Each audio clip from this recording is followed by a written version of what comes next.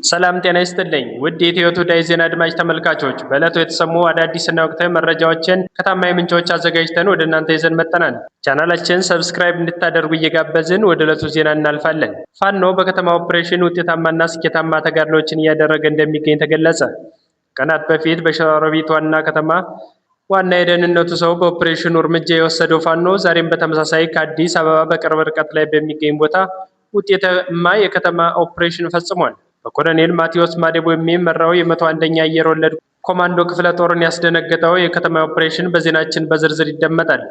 የአማራ ክልል ርዕሰ መስተዳድር አቶ አረጋ ከበደ የሰጉት ደርሶባቸዋል። ከቀናት በፊት በኮሚኒኬሽን ዘላለም መንግስት የሚመራው የብአዴን ጸጥታ መዋቅርን ሰብስበው ጽንፈኛውን በተመለከተ የምትሰጡት መረጃ የተሳሳተ ትንታኔ ውጤት ነው፣ በዚህ ሰዓት ከተማችን ባህር ዳር በጽንፈኛው ተከባለች፣ ፋኖ ያለው ከስራችን ነው ያሉት በማለት ተናግረው ነበር።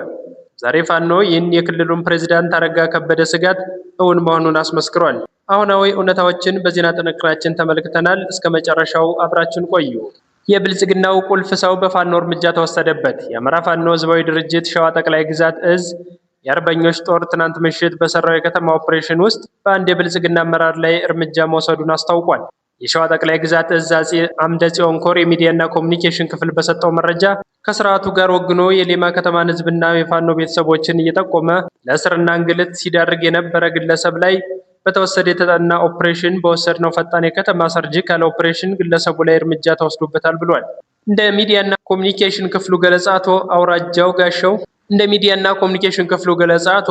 ጋሻው የተባለ ግለሰብ በአማራ ህዝብ ትግል በተቃራኒ በመቆም በአማራ ህዝብ ላይ የዘር ማጥፋት ለከፈተው የብልጽግናው አገዛዝ ሰራዊት መንገድ መሪና መረጃ አቀባይ በመሆን እንዲሁም በህልውና ትግሉ ላይ ትልቅ ጋሬጣ በመሆን ሲያገለግል የቆየ መሆኑን በመግለጽ ባደረግነው ልዩ የከተማ ኦፕሬሽን እርምጃ እንደተወሰደባቸው ገልጿል። ታላቁ አርበኛ መከታው ማሞ የሚመራው የአማራ ፋኖ በሸዋ ጠቅላይ ግዛት እዝ በሁሉም የሸዋ ግዛት የተቋቋሙ የአርበኞች ጦር ታሪካዊ ድል እየጻፉ ይገኛል ያለው የኮሩ ሚዲያና ኮሚኒኬሽን ክፍል ዛሬም በመራቤቴ አውራጃ 101ኛ አየር ወለድ ክፍለ ጦር የሰፈረበት ሬማ ከተማ ድረስ ዘልቆ በመግባት ምንም አይነት ምድራዊ ኃይል አልገደበውም ሲል ገልጿል። በመካናይዝድ ጦር የታጀበው ያገዛዙ ኮማንዶ ኃይል በሰፈረበት ሬማ ከተማ ዙሪያ በምትገኝ አፈር ባይኔ ድረስ ዘልቀው በመግባት የአርበኞች ጦር ልዩ የከተማ ውስጥ ኦፕሬሽን ሰርተው ሲወጡ በአካባቢው ከፍተኛ የሆነ የተኩስ ድምፅ እንደነበረ የገለጹት ደግሞ የአካባቢው ነዋሪዎች ናቸው። እንደ ምንጫችን ገለጻ አቶ አውራጀው ጋሻው የተባሉ ግለሰብ የስርዓቱ ቀኝ እጅ በመሆን የአገዛዙን ጦር እየመሩ በህዝብ ላይ የከፋ ጉዳት ሲያደርሱ መቆየታቸውን ገልጸው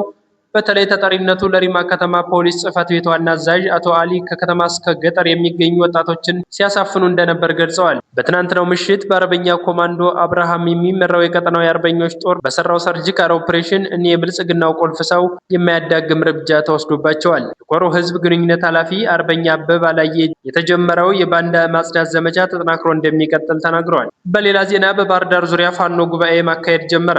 የአማራ ፋኖ ብሔራዊ ኃይል አፄ ቴዎድሮስ እዝ አንደኛ ክፍለ ጦር ከአማራ ክልል ዋና ከተማ ባህር ዳር በቅርብ ርቀት ህዝባዊ ውይይት አካሂዷል። ከፍተኛ ቁጥር ያለው ህዝብ በተገኘበት የፋኖ ስብሰባ በክልሉ መዲና ባህር ዳር አቅራቢያ የህልውና ትግሉ ባለቤት ጋር ውይይት አካሂዷል ሲል የእዙ ዋና ቃል አቀባይ ፋኖ ሀብታሙ የሱፍ ተናግሯል። ህዝባዊ ጦሩ በባህር ዳር ዙሪያ ፈረስ ወጋ ቀበሌ ያካሄደው ህዝባዊ ውይይት ስኬታማና ችግር ፈቺ መሆኑን የገለጸው ፋኖ ሀብታሙ የሱፍ ህዝቡ በቀጣይ በትግሉ ዙሪያ ያለውን ቁርጠኝነትና አብሮነት በአደባባይ ያሳይቷልም ብሏል። የአማራ ክልል ርዕሰ መስተዳድር አቶ አረጋ ከበደ ከቀናት በፊት የክልሉን የጸጥታ ዘርፍ ካቢኔያቸውን ሰብስበው የፋኖ እንቅስቃሴ እናንተ በምታቀርቡልን መረጃ በተቃራኒ ሆኖ ነው ያገኘነው ሲሉ መቆሳቸው ይታወሳል። ርዕሰ መስተዳድሩን እንደሰጉትም ከክልሉ ዋና ከተማ ባህር ዳር በቅርብ ርቀት ህዝባዊ ውይይት በማካሄድ የብአዴንንም ሆነ የብልጽግናውን አገዛዝ አቅማቸው ከነሱ በታች እንደሆነ አሳይተዋቸዋል። የፋኖ ኃይሎች በተለያዩ የሀገሪቱ ክፍሎች ህዝባዊ ውይይት በማካሄድ አደረጃጀት እያሰፋ እንደሚገኝ ከታማኝ ምንጮች ለማረጋገጥ ተችሏል።